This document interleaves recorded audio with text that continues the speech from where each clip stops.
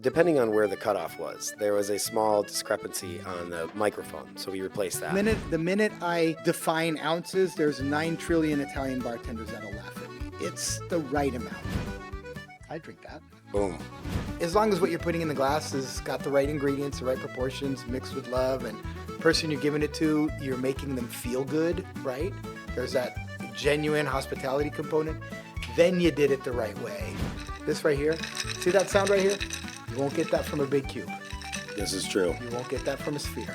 What does it have from America that I really like? I love the speed rail. It's not common in Italy. I don't like that it's front and center. I don't really appreciate rubbing my crotch on somebody's pour spouts. Finally have the master himself in the Pouring Story studio.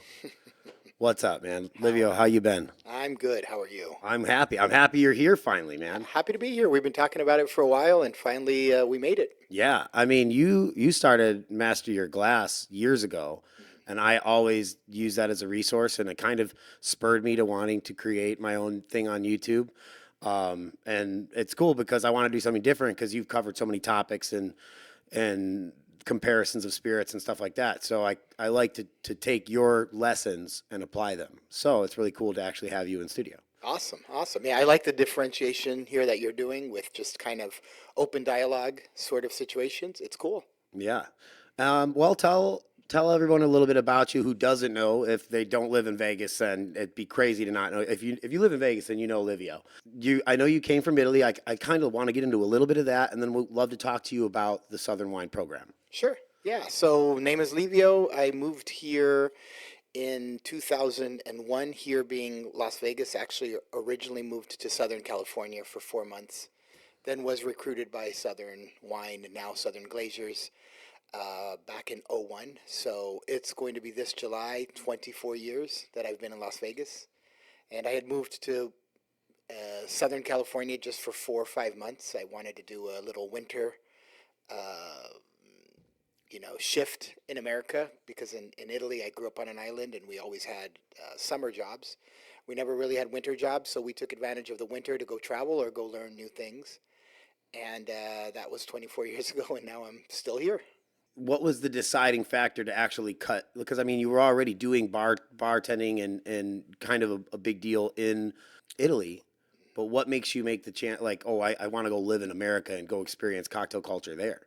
So I took an academy in Italy called IBIS. It's about a 6-year program, and it's the Italian Association for Bartenders, and it teaches you, it takes you through a long journey of how to become a bartender. Now, in their perspective, that also means learning beer, learning wine. So you're getting, quasi a Cicerone program, you're getting quasi a wine program, you're getting obviously spirits, cocktails, hospitality, all sorts of things, even modern day topics. So you have to learn a lot about what's going on today, so that if a guest comes to your bar and wants to know, what are the updates and things that are happening in the world, that you know how to speak about it. So that was a super, super long process. And I kept on, as I fell in love more with the cocktail history part of all of this.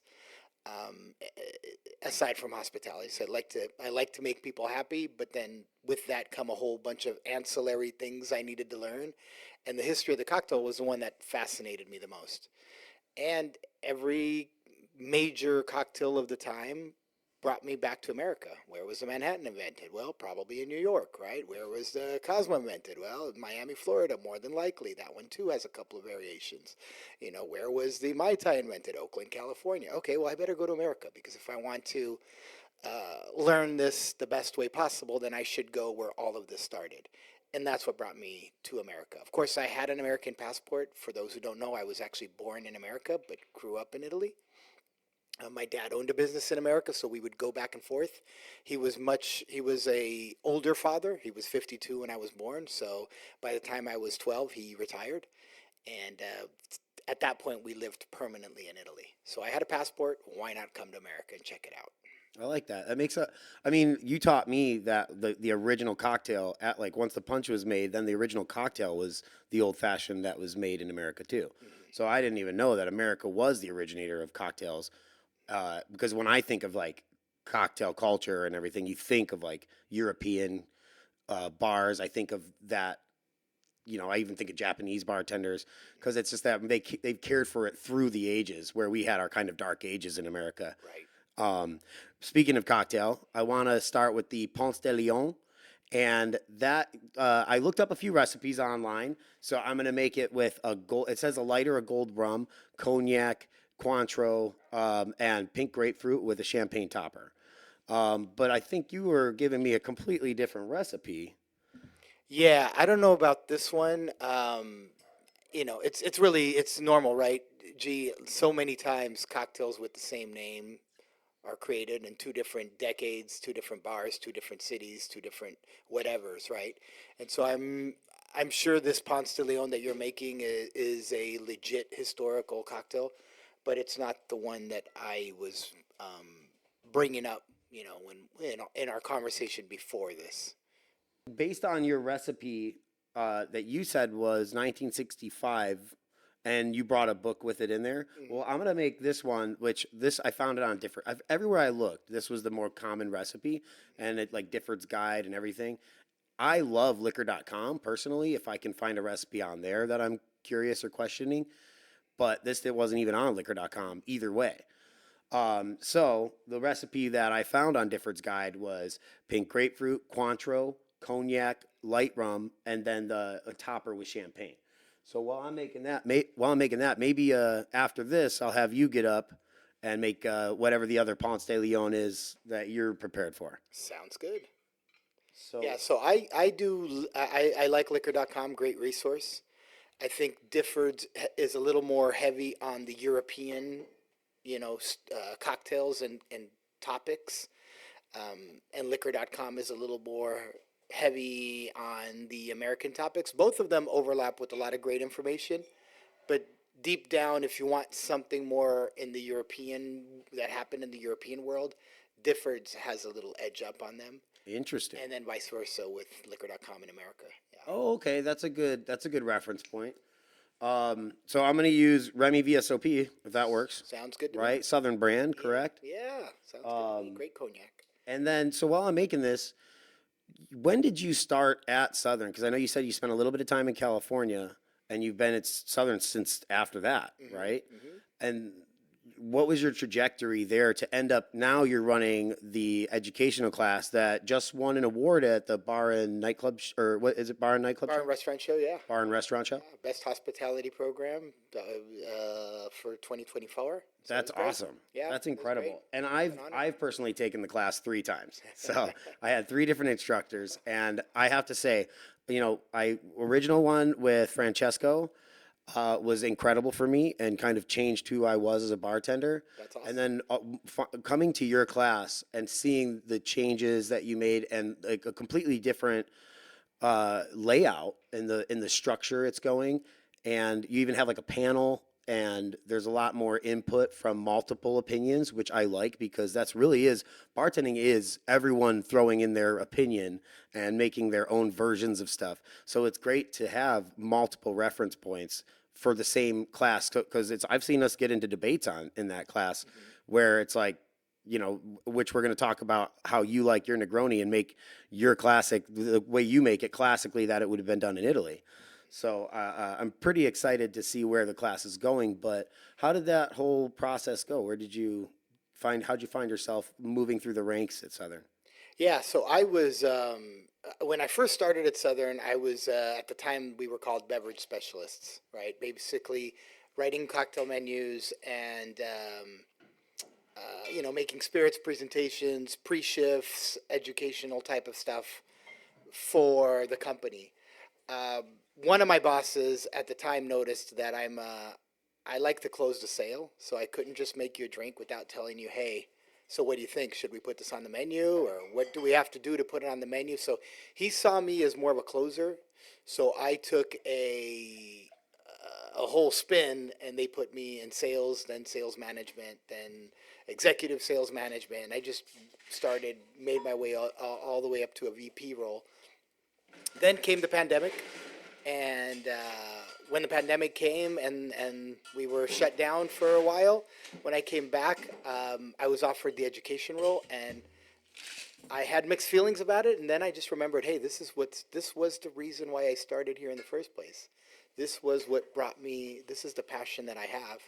So I took the role, and I've been doing it since. Yeah. Yeah, I've learned a lot from you over the years. When I think of how I would want to run a bar or how I would want to make it authentic, because you have a thing about stirring the drink as it like, and not, it's not just your thing, but it's the correct way to do it is, you know, adding that extra level of service to to even a vodka soda, right? Like people, you know, and my biggest thing that I took from there too is if I have a drink with pineapple, I always give it a little quick versus any other place you go to. I don't care events. If you go to a restaurant, you go vodka pineapple. It's just vodka pineapple, tequila pineapple. It's going to be layered and murky. Whereas just that little bit of shake, that little extra thought that goes into it, really makes a huge difference in the end all product, right? Kyler, can you run into the garage and find me a bottle of champagne? If not champagne, then Prosecco will work. Don't grab the alcohol removed one, and don't grab the Ruinart. Well, just ask any Italian. Prosecco is better than champagne in cocktails. Well, besides the Italian factor, Uh-huh. is there like is it because of it's a fruitier, less brioche, less nutty Yeah, product? less nutty, less buttery, less toasted, more zippy, citrusy, bright.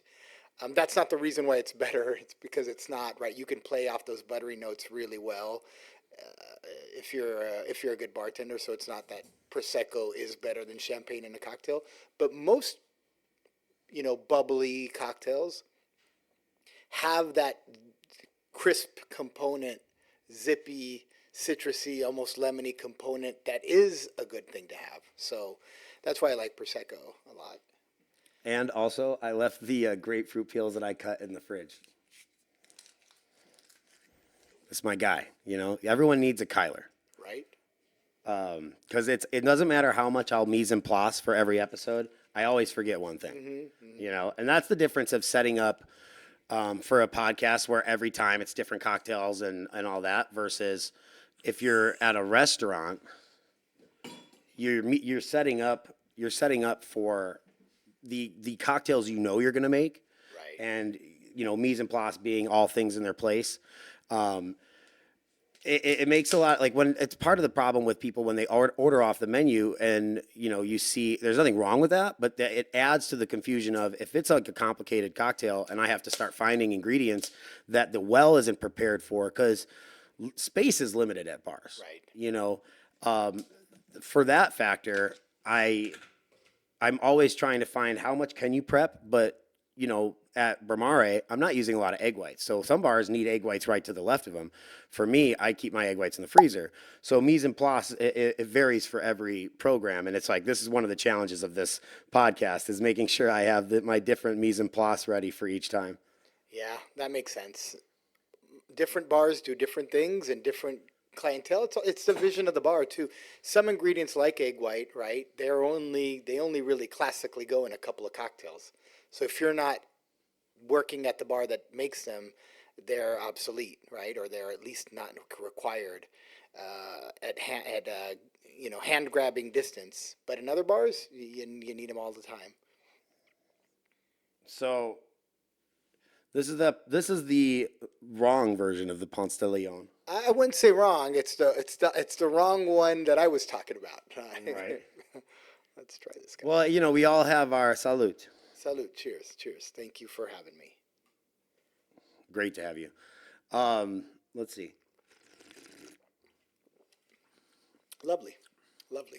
Might have toned. I could have toned back on the prosecco a little bit. Maybe a little too much prosecco. What are you talking about? You like it? It's a European cocktail, is my assumption, and European cocktails are bright, fresh, less sugar. It's a good representation of how I would assume it would be. I don't know that it's European, but it has that cognac, Cointreau, champagne combination that is very common to French bartending, And then it also was only available on Difford's, or did you find it on Liquor? I found it. I didn't find it on liquor.com. Liquor.com didn't have any mention of either version. Difford's, there was like the first six recipes on there were all this recipe.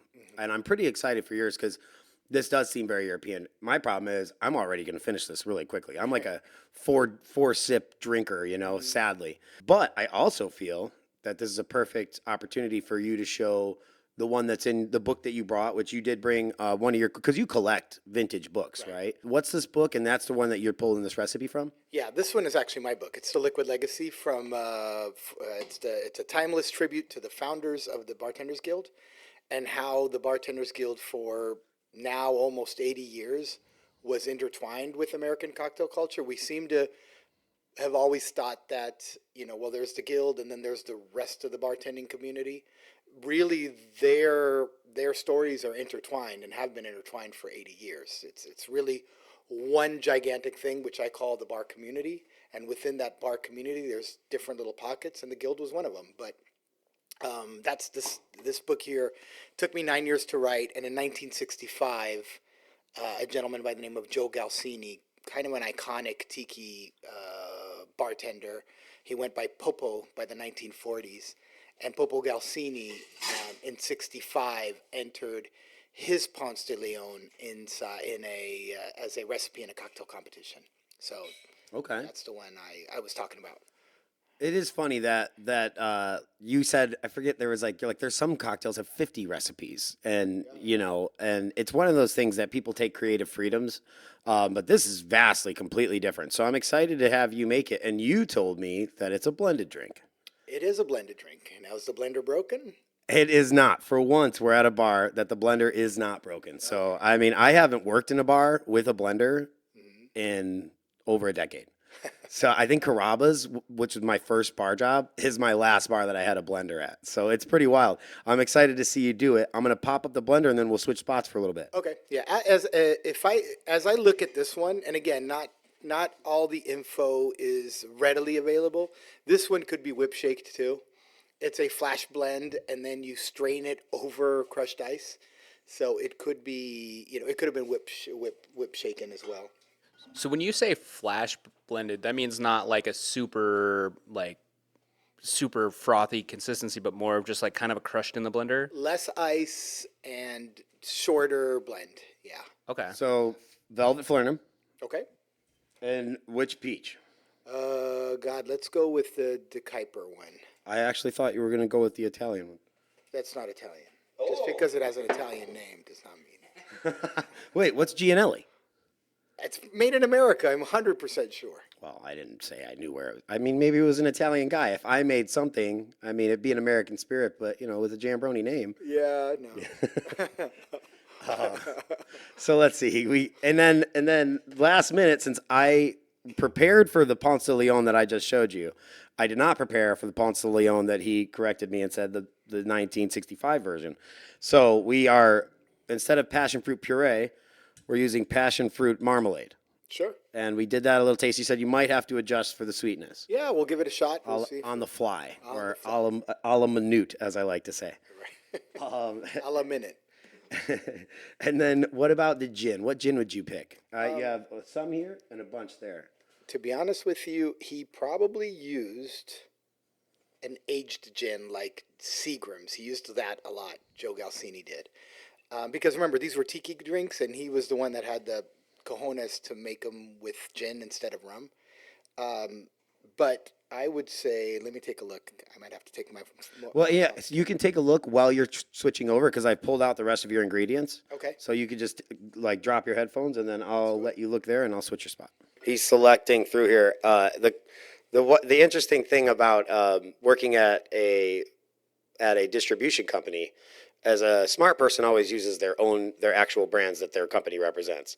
So we're gonna try. And that's the one thing, because I want to ask too about the changing of hands. So brands shift around, and I was curious on, because I know what is it? A few different brands just went to Southern Wine that it's like, do they get swapped for other brands? Do they? Thank you. I'll switch. do they get when a brand goes away from a distribution company and a new one comes in, is that just like is there a lot of money changing, or is it just like, hey, let's trade for this, that? Like, what's the process of that? How does that change hands? Yeah, it's usually a brand trade, right? And it's usually dictated by suppliers that are trying to bring all their brands to one or the other. So if supplier A just bought a brand and it's distributed at a distributor where that would be the only brand they have, then they'll go to that distributor and say, "Hey, can we trade it and bring it over here?" And then usually every distributor has at least one brand that the other people want. So it does get a little bit wonky, but there's also a good reason to make the trade because usually there's something you want. I remember one time I wore the wrong shirt into the Livio.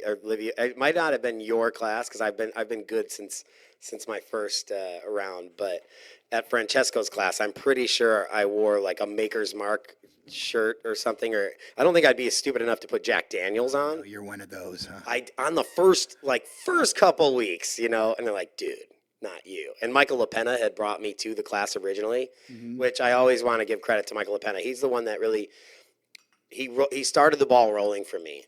He had been the lead bartender at Mandarin, and then Southern Wine poached him out of there somehow because that was probably one of the cooler lead bartending jobs in town at the time.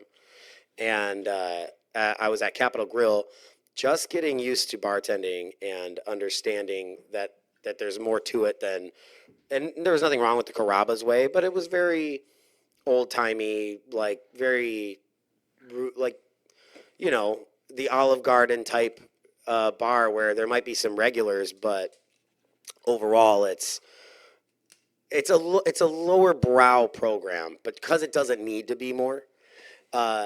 People are going for like sweeter drinks. I remember like Grand Marnier. Everyone wants Grand Marnier floats on their margaritas. Like a margarita isn't a margarita without a Grand Marnier float at that restaurant. But once I got to Capitol Grill, there was so much of a higher end, and there was so much more money in the building, and it was one of those things that if I hadn't been held by the hand by Michael and said, hey, I think you need to come to this class, I wouldn't be the bartender I am today, and that's why I promote your class to every single person that I can tell about it, because you don't just, there's a cocktail, so you split it into two, and correct me if I'm wrong on any of this, but you have an 8-week class that's spirits-centric only.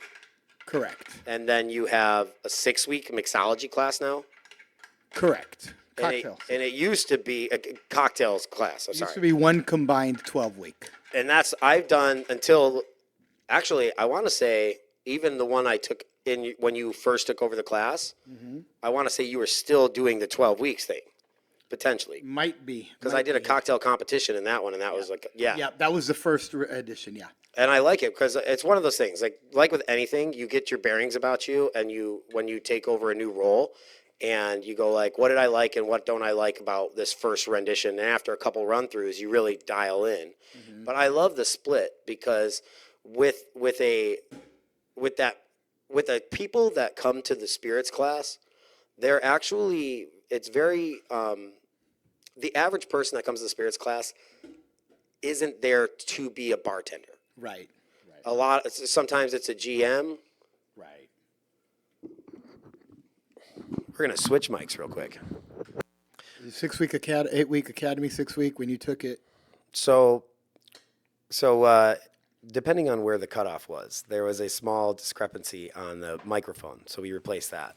But we were talking about the 6-week cocktail class versus the 8-week spirits class, and how people go to it for different reasons. Yep. And I really love that style because the one thing we would notice, and again, I've taken the class 3 times, you have people that do not want to do the cocktail making part. And that's like, to me, that's the funnest part when you have this cocktail competition it's bragging rights for the class.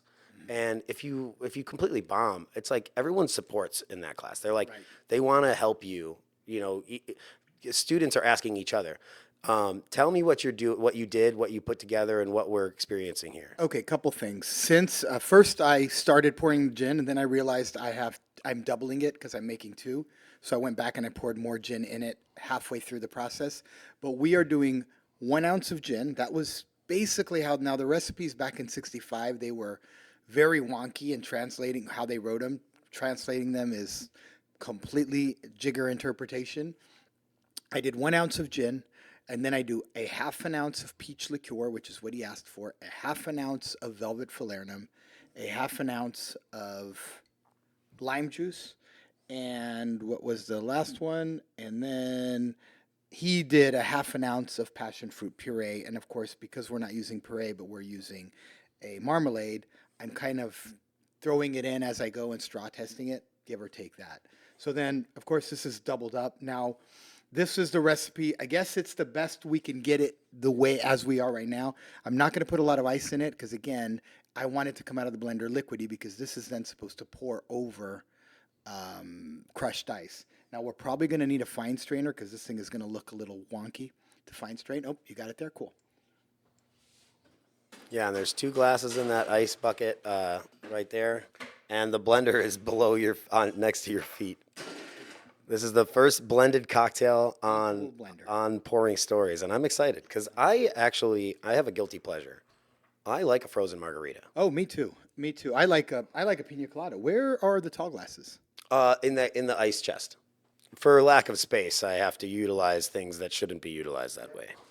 One day, I actually want to have a wet bar over here too. But yeah, I'm always a fan of the ice scoops, and yeah, I'm always a fan of the blended margarita, though it's very faux pas to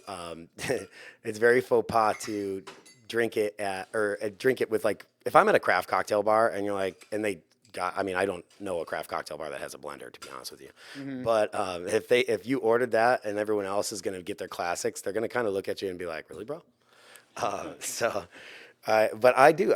To me, it's like I'm all about the experience, and I think of, like, where am I when I'm drinking, and my favorite, if I'm going to drink and there's a sun still out, I want to be by a pool.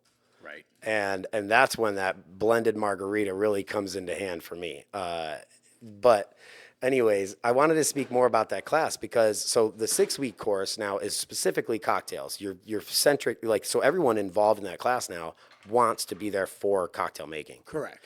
And I love that. And it was a much smarter, like, you're really getting a different group of people that.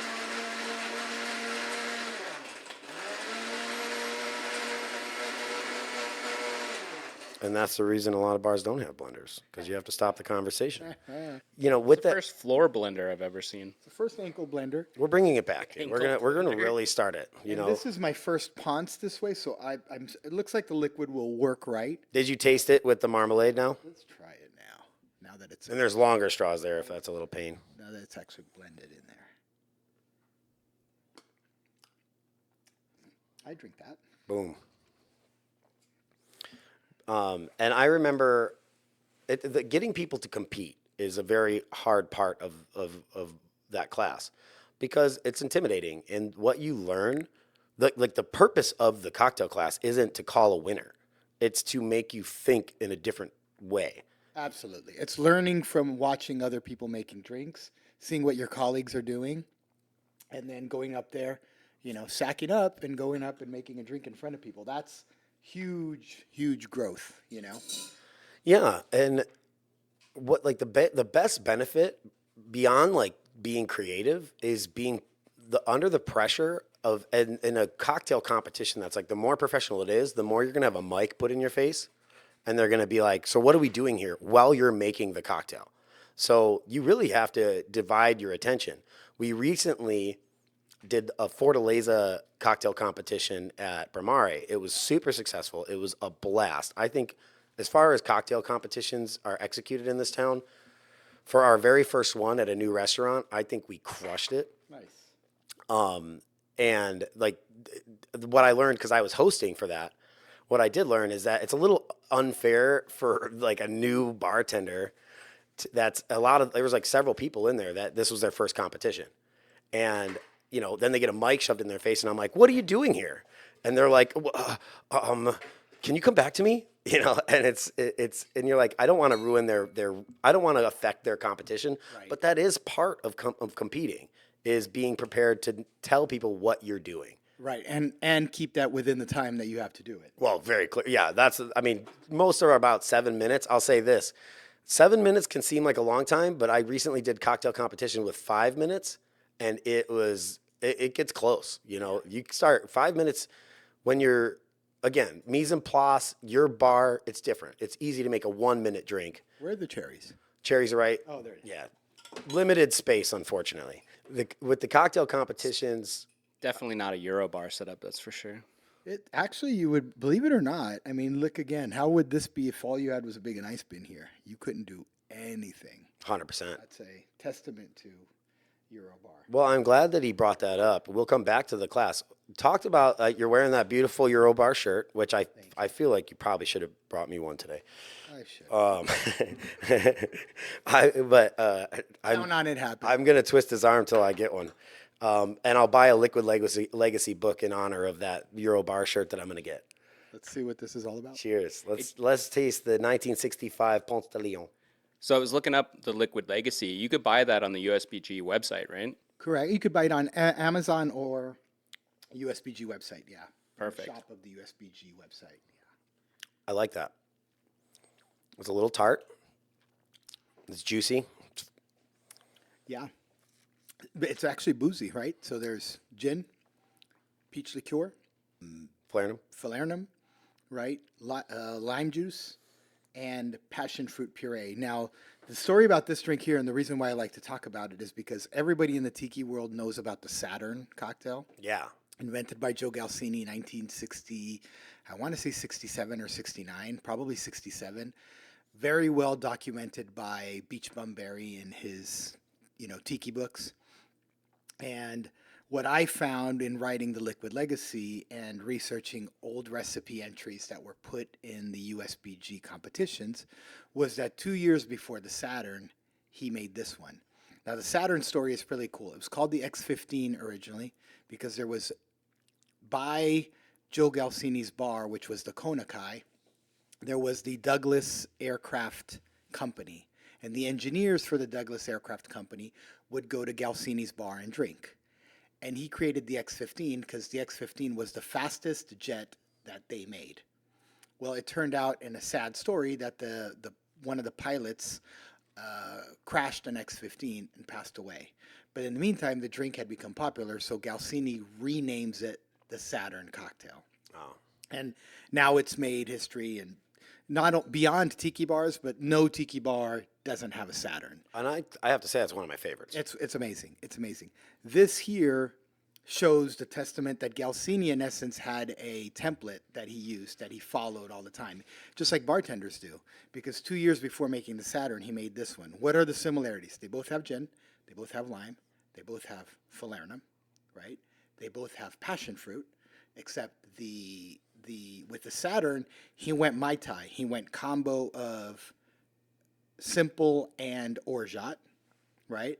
With the Ponce de Leon 2 years prior, he just went peach liqueur. So they're super similar, but this is the OG Saturn, if I were to explain it the best way possible. I like that. That makes a lot of sense. I'm a big fan. I love tiki drinks in general. They're fun. My only problem is I don't drink, like, as far as I drink quite a bit. I don't want a tiki drink every night of the week. It's like, Right. I want my tiki experience for like that night, and now I'm gonna go back to my class because they're juicy. They're a lot of sugar generally, a lot of juice and a lot of sugar in a lot of tiki drinks, and then there's a ton of booze. So if you're getting wasted at tiki bars on the regular, you're gonna have some hangovers. Yeah, and that's this one here. I'm actually surprised that it's not boozier, right? 1 ounce of gin. I mean, usually in tiki drinks, it's a couple of rums and it's at least an ounce of each. It's especially ones that are blended and then end up being poured over crushed ice. Like, you want to booze the heck out of them. This one, I would have expected more gin in it, but I'm making you what I feel is the Galsini version. And competition drinks were always very different to reality drinks during just today it's the same too, by the way. In a competition, you don't usually make the drinks that you're making every day for your guests. There's that variable that's going on. So this drink here was likely less boozy because if I were to guess, the rules of the cocktail competition only allowed you to put so much alcohol in the drink. Otherwise, he probably would have doubled up the gin in here. Yeah, absolutely. Well, what a great drink to learn, and I'm happy to have this in the repertoire now. So cheers. Cheers. Let's switch back. I'm gonna give you back the chair. All right, now that you're enjoying your libation from over there, we've done a blender cocktail on pouring stories. I feel complete now, because that is the joke. If you ever go into any kind of bar and you want like a blended drink in this town, good luck. You know, it's very now. But the whip shake is a practical method. You know, I've had pina coladas I've made pina coladas with a whip shake. You know, it's not exactly the same, but it's good. Yep. It doesn't Sand Dollar have a whole blender section now where they like they have the blender machines? I don't know as far as section, but like for sure during the Halloween season, they do the I Think You Finky, which is now like a staple there. And that's like a glorified grasshopper. And what really seals the deal is that Oreo top. Ooh wee. It's got like little Oreo crumbles on top. Oh, nice. Such a good cocktail. You only want like one, and then you want to switch to something a little less sweet. It's a very desserty cocktail, but it's delicious. And they use Bronca Menta in there. Nice. So it's just cool. Nice. While I'm putting some of these bottles back and getting ready for our next cocktail, do tell me more about the EuroBar. So I wanted to describe something. I was talking to someone today I was like, do you know what a cockpit style bar is? And they were like, no. And it's really, the bar is made to function with the bartender more in thought. Whereas a lot of bars that I've worked at, especially older ones, it's with the guest in mind, which is obviously important, but they're not thinking anything about the practicality of what I'm doing for 7 hours of the day. And you see these bars with double rails, and you're bending over like this to make some drinks sometimes. And then you got to set the drink down across the bar. And now my knees have been buckled against the ACL, which people would think carpal tunnel is the first injury that bartenders get. But bartenders actually notoriously have bad ACLs because you're buckling your knees all the time. So the cockpit bar comes into play, where it's made for the bartender. And that's kind of what I think you've really accomplished. And not only that, you also do it to where if you're left-handed, right-handed, you know, you can integrate and switch, which is unheard of. So tell me more about the bar and what made you want to do that? Because I know you told me how much work went into it and all the legality and like measuring out the corners and getting it certified. So explain people what they're in for if they want to make their own bar and how you made such a masterful bar in itself. Yeah, if you're trying to make your own bar, there's a lot of, by the way, DM me. I'd love to help you because there's a lot of, lessons that I learned just by doing this. And maybe I should have reached out to more friends that had done it before me, but it was during the lockdown, so I had nothing but time. So I guess I figured my abilities to study things and learn on my own were good enough. But basically, as you know, I bartended in Italy almost 11 years before coming to America. And I loved Italian bars because they allowed you to prep your bar your way. It's basically one ginormous table. So if you want your ice on the left, you could put it on the left. If you want your ice on the right, you could put it on the right. If you want your garnishes in the middle, you put them in the middle. If you want them, you can move it around. But we're talking about old school. Old school. Where it's like Very old school. something on top of the bar. Nope, on the counter, not on the guest counter. We call that the guest counter, but but what would be called the underbar. Right? Okay. On your underbar. Italian bars, basically the underbar is a ginormous table with refrigerators under it. So think of you have a table at your disposal. The top of the bar is the customers, it's not the bartenders. Yeah. But the bartender can use it to pour, a spirit on the rocks, right? You would pour it in front of the guest on the bar top. Everything else, putting your stuff in the shaker, all that stuff usually is done in your underbar. The guest can still see it, But if any splashes occur, anything weird you have to use, an ugly bar tool, blah, blah, blah, you're giving the guest enough of it to see, but not, they're seeing part of the sausage being made, not the entire sausage being made, if that makes sense. So when I moved to America, the bars were very confusing to me. All I had was this ginormous ice bin in front of me, and it took me a minute to get used to it. Because to me, I was used to having a prep area. It was like, I don't know, if you're a mechanic and you build engines on a bench, all of a sudden you take their bench away and you put a big ice bin. It's going to take them a minute before they figure out, how do I build an engine on an ice bin? Yeah. To me, building a cocktail had that similar thing. Furthermore, in Italy, we're not just serving cocktails. So if you go to a classic Italian bar, cafe, they're giving you croissants, slices of pizza, fresh juices, cappuccinos, espressos, and cocktails. So And cocktails isn't the main goal? by no stretch. Right. By no stretch, yeah, yeah.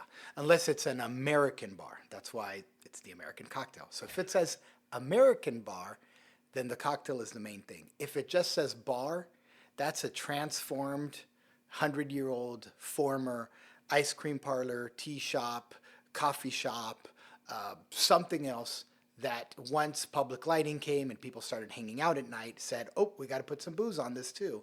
And so in addition to their stuff, they're also serving cocktails. The first thing you put front and center on your back bar in Italy is an espresso machine. It's not your bourbons, right?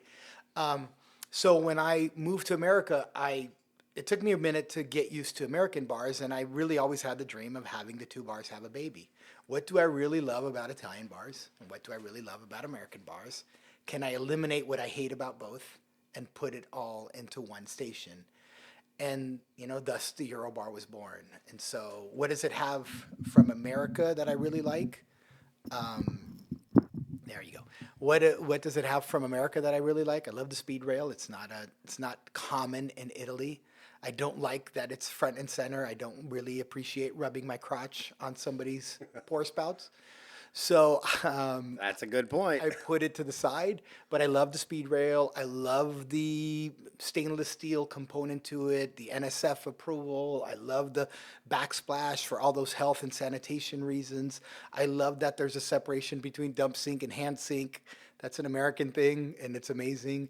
Most other countries, you get a sink. And everything you have to do with it, you're doing it in that sink.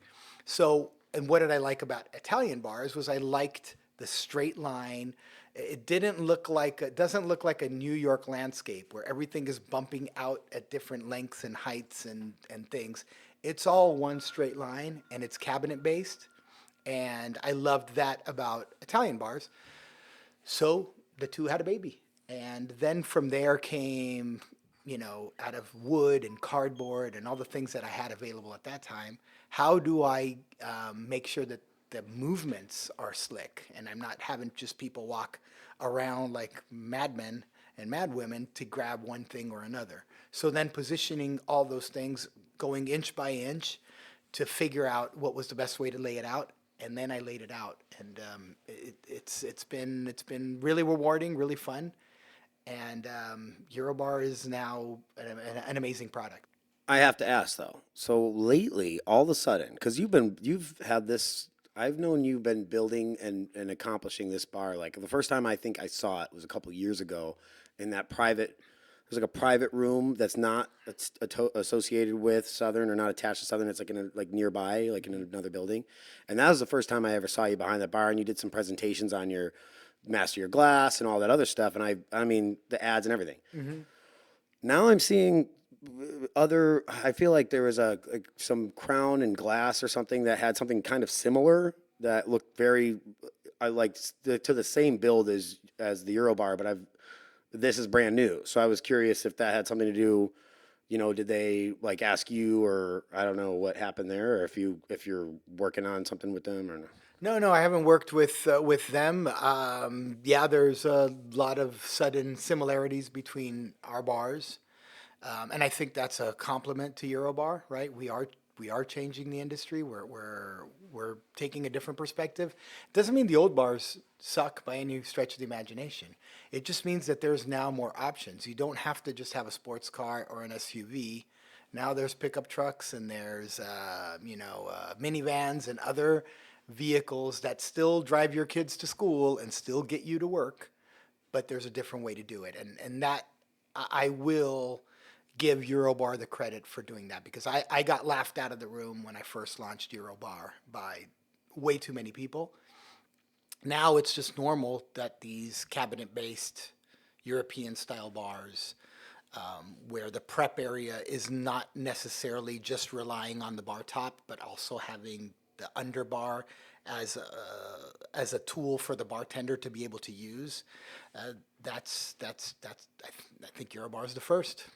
Yeah, I agree, and I love, and I, well, that's interesting. So I love what you've done with it, and I can't wait to actually, hopefully someday maybe I'll upgrade this bar to a Euro bar. I'll get the right sponsor. Better It'll have help me. Better have 100 G's. I mean, hey, if I get the right sponsor, that's the bar. That's the benchmark that we are setting for our sponsors. Amazing. Okay, so I remember I told you I was like, man, it'd be really cool for my events company if I had a portable bar. I want to figure out something with that. And you were like, be prepared to get it certified on every bolt, every screw, every part of that thing needs to be NSF certified. It's not as easy as it sounds. There's so many loopholes. There's so much legality to when you're going to put something in a bar, so kind of scared me away from it a little bit. Yeah, no, I hope I didn't, because it's not, whoops, dropped my phone. It's not that scary. It's more, it doesn't matter. It's not that scary. It's just, especially for you or for somebody that's bartended that knows the sequence in which you want to put things, and then understands that you don't want to splash, dirty cocktails or dirty glassware on something that is going to be a food item like your ice. They'll look at all those things. And you got to go back to the drawing board if you have something that they don't approve of, like health code wise. And Correct. Yeah, you got to go back to the drawing board, or they'll give you. I mean, if it's a bar, usually they'll give you 60 days to fix it. But if it's a new product that you're just developing, you want to make sure that your splash zones are proper.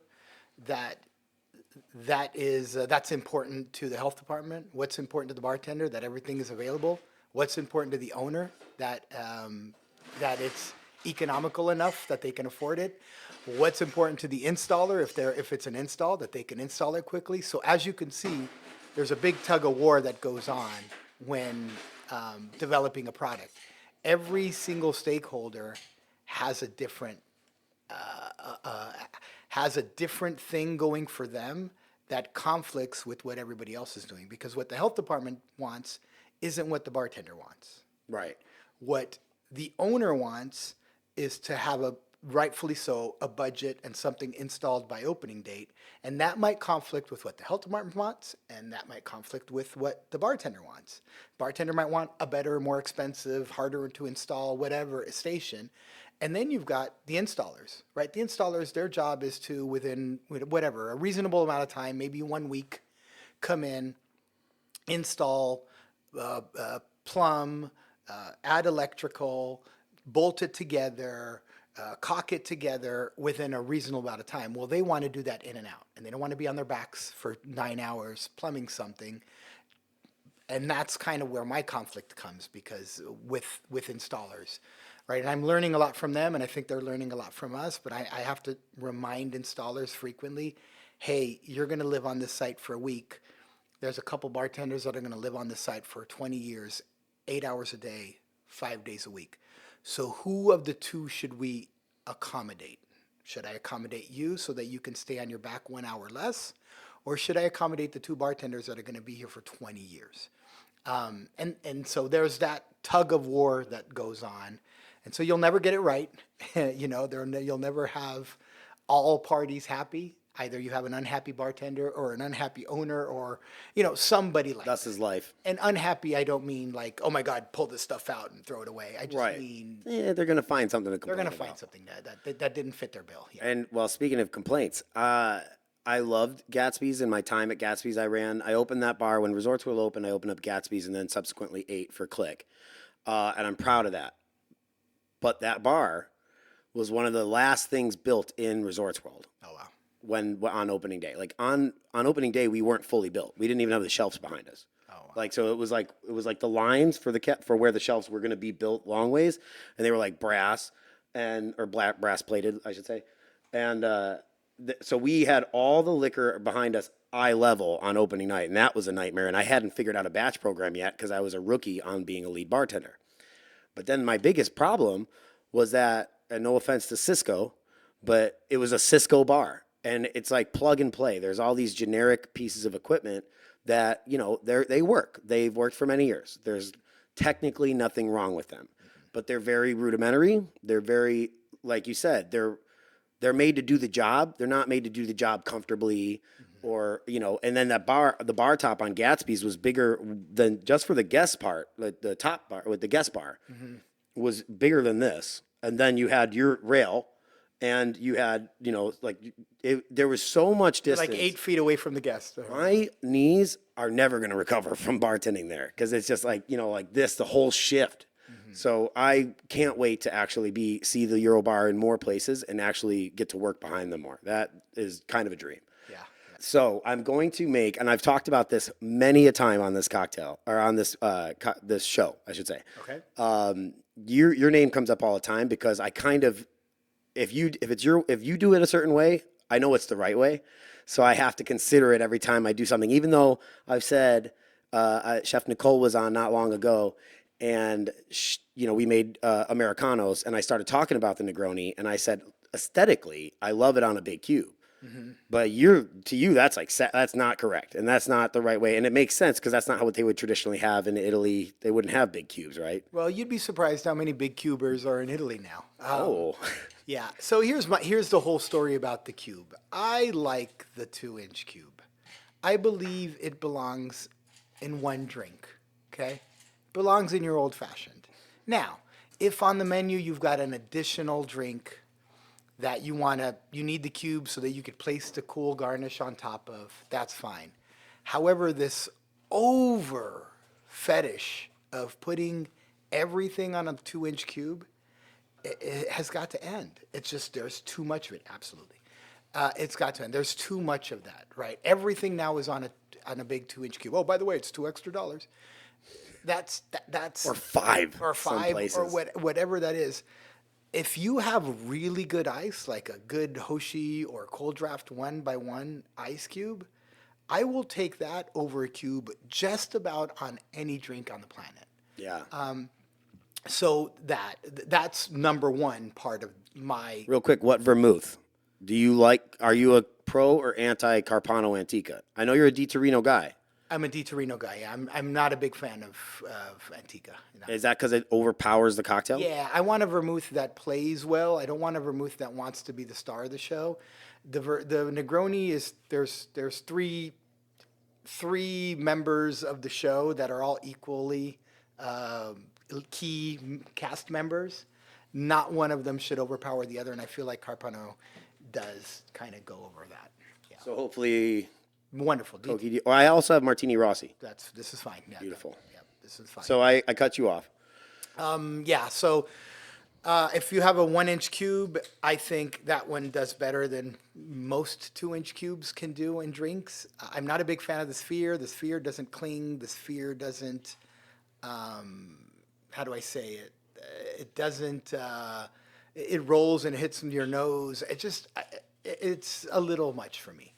But good ice, it makes a great Negroni. And the way you're making it now is exactly to make it in Italy. And by the way, let me preface something you said. I don't know that I believe that there's one right way to do it, right? As long as what you're putting in the glass has got the right ingredients, the right proportions, mixed with love, and the person you're giving it to, you're making them feel good, right? There's that genuine hospitality component. Then you did it the right way. If there's one thing that America taught me, is that there's 100 ways to skin the rabbit. And by the way, so did Italy, because Italy, we have different regions, and in different regions, we all do different things. And in different neighborhoods within those regions, we do different things.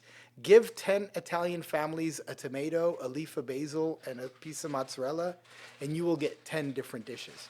So there are 100 different ways to skin the cat.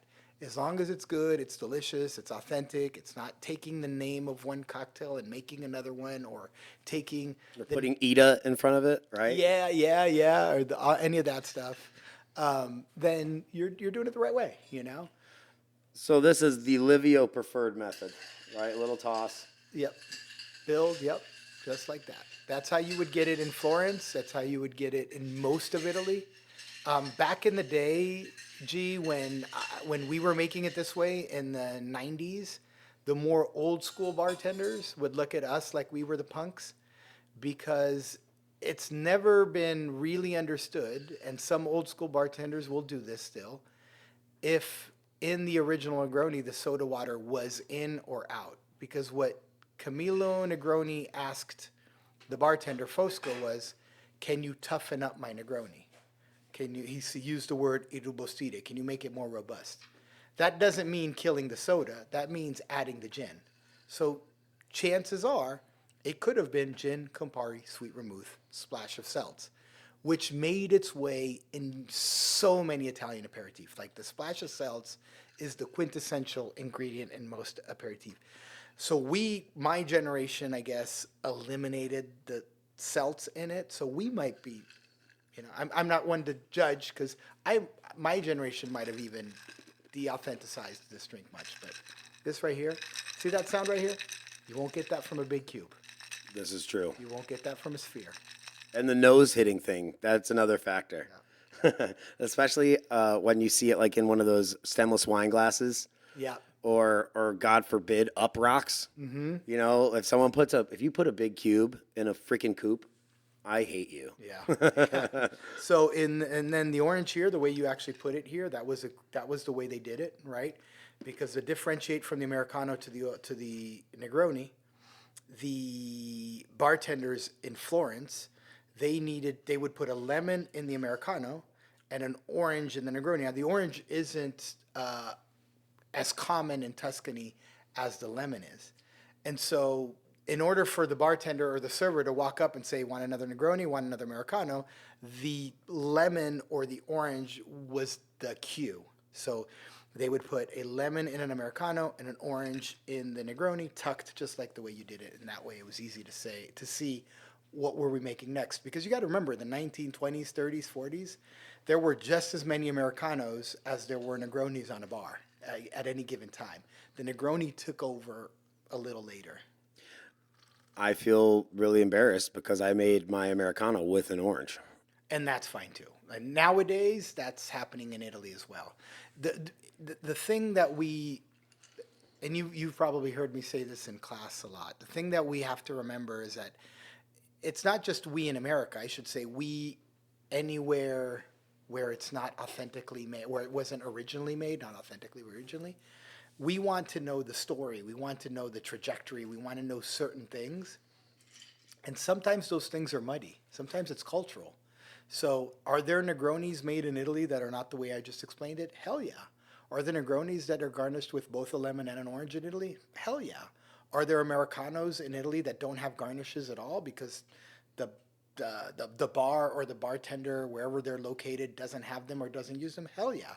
So it's all very fluid here. Now, I'm giving you like minute detail stories that may or may not be valid today anymore, right? Well, I was going to say sometimes a riff is just because of access. Absolutely. Right? Yeah. Like, you're like, I did a riff on this. It's like, oh, what made you do that? Well, I didn't have the ingredient I needed. Absolutely. Much like the marmalade passion fruit today. 100%. Right? 100%, yeah. So, and I want to get to our final cocktail too. I know, obviously, you're not having to finish any of these, but I have no problem. I have a hole in my lip somewhere where I just goes right out. I don't know where that booze is going, but I don't know. It's like, man, as much as I love that big cube, you make great points with this, and this isn't even great ice. This is good ice. But if you had good Hoshi ice, when he says those one by one, some people also know like cool draft. all right, Cold draft. cold draft, or I'm sorry. Hoshizaki, but both make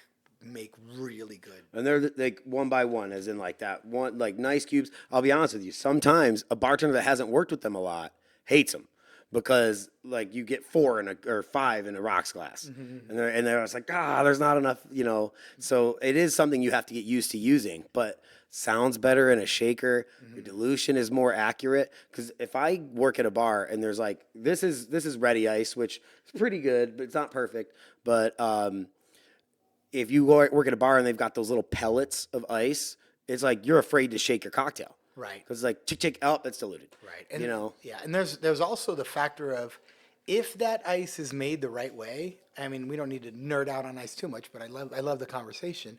Is sometimes you can dirty dump, which in Italy we did. In Italy we dirty dumped almost every drink because our ice was so good that once you were done shaking it for 10 seconds, right? It didn't crack enough in the shaker. Our shakers are also smaller. We use cobblers. We don't use Bostons. So the bam, bam, bam going on in the shaker is this. It's not this. And so by the time you were done shaking, you could literally, quote unquote, dirty dump, which obviously isn't a good term in Italy, that right inside of your glass, and you would still get a very perfect drink with really good ice in there.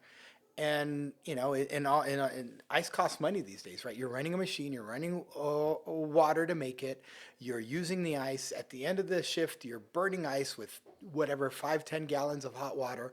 All these things are going on. So a good 1 by 1 inch cube also allows you to, in some circumstances, just depends on where you're at, to be able to do a dirty dump, which I love, and for those who don't know what a dirty dump is, I guess I should explain, is rather than straining over fresh ice a shaken cocktail, it would be to just pour out of your shaker directly into all the contents into your glass. It works. That's like if I make a lemonade, a house lemonade, I dirty dump. Yeah. If I'm at a high volume, like when I was at Chica, and you always have the saying that you're like, don't act like you're 4 people deep, because and that we'll tell that term in a minute. But you're like, don't act like you're 4 people deep until you are 4 people deep. Serve people the way that they deserve and with high quality. Because a lot of bartenders will say, oh, I was 3 deep in the well all night, and that would mean that people ordering were against your rail, trying to get a drink. Everyone's reaching in their hand, trying to get their notice. Some are holding a $1 bill or a $100 bill and saying, hey, I'm going to buy drinks from you. And there are 3 rows of people along your rail. That's 3 deep. At Gatsby's, I would get some, like not often 3 deep, but at Chica, let me tell you, that's a bar where if you're not double shaking, It ain't happening. you're falling behind. We there's 2 drinks, Chikorita and a Paletta. They're both mostly margarita builds, and we pre-batch them with the juices and everything because we were going through so much that we would keep it in deli cups. Wouldn't even convert it to a bottle for aesthetic purposes because it's just in the well, you're in the corner, and you're taking a deli cup and you're just pouring them into tins, and you're eyeballing the tin based on where 2 or 3 drinks might be. I'd only recommend 2 drinks per tin ever, but Is that better known as pre-batching? well, yes, but I'm saying I've never been at a bar where we poured out of deli cups. Right. That's an insane amount of, like, either you don't care or the volume is just too high to mess with converting into the bottle. Yeah, what my beef is when, the bar community needs to, and I don't think it's the imminent bar community that we know, right? Our community here in Vegas and across the country made of good people. But usually, like, I have a beef with those that they'll watch a YouTube video of you making a drink, and it's just you at your bar by yourself making the drink, and then their comment isn't about the drink or how you made it. Their comment is, "Can't make that when you're 3 deep." Well, clearly in this video, I'm not 3 deep. So why are you bringing up something that isn't existing at the time I made the video? And very few bartenders in this town are ever really 3 deep. 3 deep. When people comment that, they're not saying much about you. They're saying much about them. Like a comment about a book is always a good one. I wish this book talked more about the Cosmo. Well, clearly this book isn't about more about the Cosmo. It's about other things. So you didn't like the book, but it doesn't mean that this author should have changed the way they wrote the book. Same thing with cocktail making. Yeah, so you're not three deep until you are three deep. So don't bartend like you're three deep until there's 3 rows of people in front of you. That's And honestly, I think some of the people that are saying three deep to you are literally three guests in their well, like three guests in line. right. Oh yeah, for sure. I can make that one. Yeah, I can make it. Let's go. Well, I'm happy to make For it. the final cocktail, get up here, show us. And what else? What's my third ingredient? The Campari, baby. That's it. And well, I put up a bottle of Aperol too. There we go. Boom. And I'm not gonna get back into the driver's chair. I'm gonna just let you take us home from here. Okay, cool. So what are we doing here, So Livio? this is a Pirlo. The Pirlo, God forbid you mention the word spritz in Brescia. Brescia is in the Lombardy region of Italy, which is up north, close to the Veneto region of Italy, about an hour and a half away. The Veneto is where Venice is, right? And that's where the spritz was created. It is said that the spritz was created by the Austrians who came to visit Italy, or not visit, they actually took over the country in the 1700s. And the local wine Came to visit. they came to visit for a while. They came to visit, and they basically. It is said that the local wine of the Veneto region was too high in alcohol for them. It's about 14-15%. In Austria, you drink beer, that's about 5%, right? So it was 3 times more higher in alcohol. So the Austrians would ask for a spritz, which was basically a spray of water in the wine in order to lower the alcohol. And this category of augmenting cocktails or mixed drinks at the time with a bubbly water became a thing. Well, in Brescia, which again is in a different region but not too far away, there's a drink called the Pirlo. And Pirlo is a very regional cocktail. I'm going to grab the ice. I'll be right back. So yeah, because every podcast I ask, what are the 3 cocktails that you feel that you want to talk about, that you enjoy drinking, or both? And we, being the Italian that he is, it was variations of the Negroni, threw a real curveball with the Ponce de Leon, and then he said spritz, and I said, well, I just had an Americano and a spritz with Nicole, and obviously this will be four episodes from then, but I wanted to change it up, and he was like, I got a perfect idea. Let's do this. And then you said the requirement of the wine, though this is obviously a nice Campo Viejo, I always like to say it's an affordable, like, the fact that it's a Spanish wine, like anything Campo Viejo has a nice, like, not brut, but cava that I really like. Right. And it's affordable, which makes it like incredible. Like, because you can get a great wine from a great region, but you can get a great wine from a region that isn't as popular in America, and you're paying. I'm a bang for buck kind of guy, but so you said that the whole purpose of these cocktails is like to take kind of like a non-great wine and make it better. Local wine, usually it had to be local, and it had to be usually cheap, right? Now, as you see, I made it the Italian way, meaning in these coffee shops, which is the quintessential Italian drinking hub, right? You either go in these fancy hotels or you go in these coffee shops. And the coffee shops, there's usually no jigger. It's a free pour. You take the white wine, local and usually inexpensive.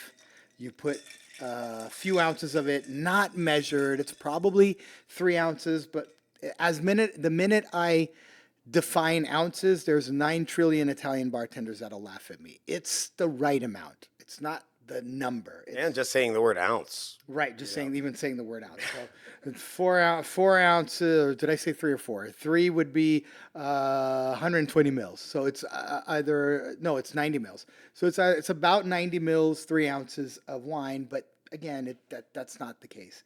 Then you put a little bit of Campari on top. That Campari would usually be, because it's the most expensive ingredient, and these are usually like afternoon drinks. These drinks are usually super cheap. You're going to get out of this place with $4. So the Campari is about an ounce, just about that. And then I topped it with the sparkling water, Pellegrino, soda, club soda. In Italy, a lot of bars have seltz. Difference between seltz and soda is that soda has sodium carbonate and other stuff in it, whereas seltz is just highly sparkling water. You throw those in there. The 2 most important tools that a bartender has in Italy are the spoon and the tongs, right? Why? Because we don't have a lot of time to shake and stir and blend and sous vide and all those things. We're making cappuccinos and orange juice and serving pizza slices and all those things at the same time. So the drinks need to be a few ingredients and served. That's why the spritz, the Negroni, the Pirlo, the Hugo Spritz, the Bicicletta, all these Italian quintessential aperitif cocktails are all just made with a spoon. Bicicletta. Bicicletta. Can for the record, can you say? Everyone says a Negroni Sbagliato. Oh, yes, yes. Can you tell people how to correctly say it? Because everyone looks at me like an asshole when I say Sbagliato. It's sbagliato.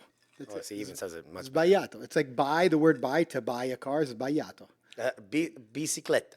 The worst one Not is, a freaking the bicycle. worst one is bruschetta. I mean, to the point where I have to learn rooms where I have to say it wrong. But anyway, cheers. Cheers. Pirlo, Brescia. The word Pirlo, the name Pirlo comes from a Brescian dialect. So even where I come from, I did not know what the word Pirlo meant. Pirlade is what happens when the Campari is falling into the wine and it's kind of splashing. That in the Brescian dialect is pirlade. Now, in Italy, it is those three ingredients. Some people ask it with Aperol. Of course, the die-hard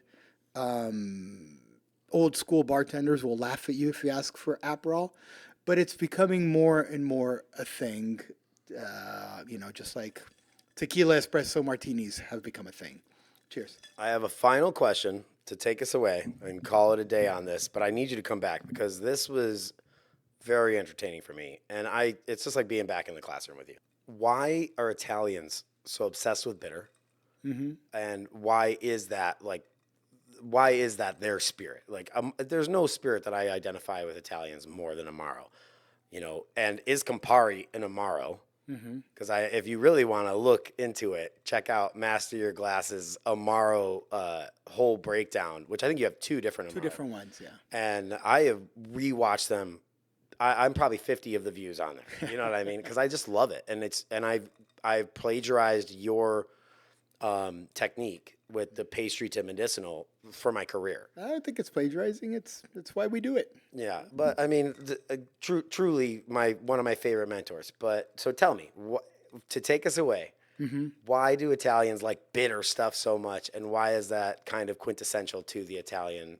Yeah, I mean, it starts from childhood, right? Remember, when we live in a global world now, and Coca-Cola and Sprite and 7-Up are available everywhere. But when you grow up as a child in Italy, right, you usually have access to other quote-unquote sodas. Crodino, Cocktail San Pellegrino, Campari soda, but that one has alcohol in it. Tassoni. These are all very almost kind of gnarly-ish sodas that you drink, and at that age, you're already getting acquainted with bitter. Right? These are like non-alcoholic Campari sodas that you're drinking as a kid. And so there's that. There's always a love for bitter things. Arugula and, all sorts of bitter ingredients find their way in Italian food all the time. And so by the time you're, 8, bitter is already part of your regular, palate and vocabulary. And When so, did you start drinking black coffee or espresso?